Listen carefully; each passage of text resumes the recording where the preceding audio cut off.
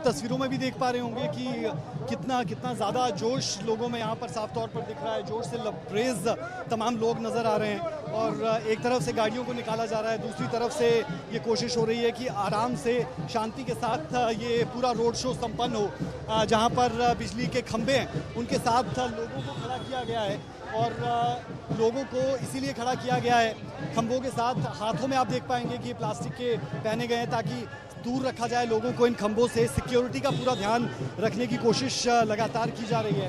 तो ये road show जिसे अभूतपूर्व बनाने की और जिसे माहौल में पूरे तरीके से सजा देने की एक कोशिश कही जा सकती है।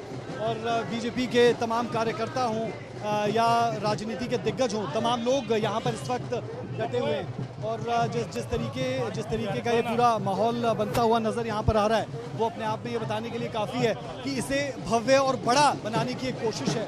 और इसी कोशिश के तहत आप देख पाएंगे कि ये सब कुछ होता हुआ यहाँ पर नज़र आ रहा है।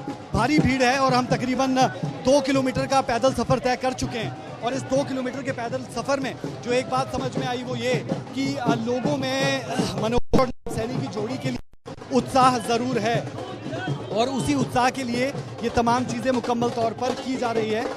इन तस्वीरों को गांठ बांध लीजिए जिसके तहत ये तमाम लोग यहाँ पर पहुँचे हुए हैं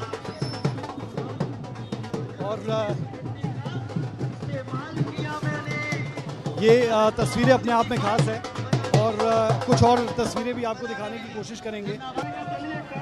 किस तरीके का माहौल है ये साफ तौर पर बताया जा सकता है और लोग यहाँ पर निश्चित तौर पर है और उन लोगों के साथ साथ जो है क्या कहेंगे, कैसी तैयारी लग रही है बीजेपी की? भाई साहब जीत गए भाई साहब है जी, हाँ जीत गए, पूरी उम्मीद है? हाँ जीत गया भाई साहब। और क्या आधार लग रहा है जीत का? जीत का तो लाखों में जीतेंगे जी, लाखों में जीतेंगे? हाँ जी लाखों में। और बीजेपी सेंटर में भी आ रही है? हाँ जी सेंटर में आएगी जी भाई साहब 400 पार। लेकिन कई लोग तो ये आरोप लगाते हैं कि विशेष समुदाय को निशाना बनाने की कोशिश होती है। ये तो पॉलिटिक्स होती है भाई साहब, उन्हें करे के हमारा आज तक कोई भला करा उन्हें, सिर्फ वोटों की राजनीति है। लेकिन हमारा प्रधानमंत्री नरेंद्र मोदी, हमारे खट्टर साहब, हमारे सैनी साहब, सब हमारी 400 पार सरकार में।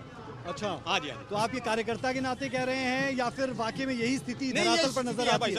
आप हरियाणा से ही है? मैं हरियाणा से हूँ भाई साहब, जिला करनाल है जी, अल्पसंख्यक अध्यक्ष हूँ मैं जिला करनाल से। अच्छा जी, तो कितने लोग आपके साथ जुड़े हुए हैं अल्पसंख्यक का वर्ग? मेरे तो हमारे यहाँ से भाई 12 गाँव है जी, 12 गाँव जुड़े हुए हैं जी। अब अपने मुख्यमंत्री का प्रोग्राम भी होगा, यहाँ पर ले रहे हैं, सारे सरपंच आ रहे हैं। मतलब आप कह रहे हो कि माहौल सिर्फ बनाया जाता है बीजेपी के अगेंस्ट, मुस्लिमों की विरोधी पार्टी होने का ऐसा कुछ है नहीं ग्राउंड पर? ना जी, ग्राउंड पे ऐसा कुछ नहीं है। कितना भला कर दिया मुसलमानों का भाई साहब, जैसे कि आप यूपी में लगाओ, जो कट्टे ले खड़े हुए थे बच्चे, आज पढ़ाई पे, आज मजदूरी पे, अपने काम, अब बच्चे पढ़ने लगे, लिखने लगे, अब सारा काम करने लगे, मतलब सारा सुधार है। अब एक बात बताओ, 400 मकान आए कराने के अंदर और हिंदुओं के कुल 70 मकान, बाकी मुसलमानों के नहीं आए। बताओ कहाँ से राज?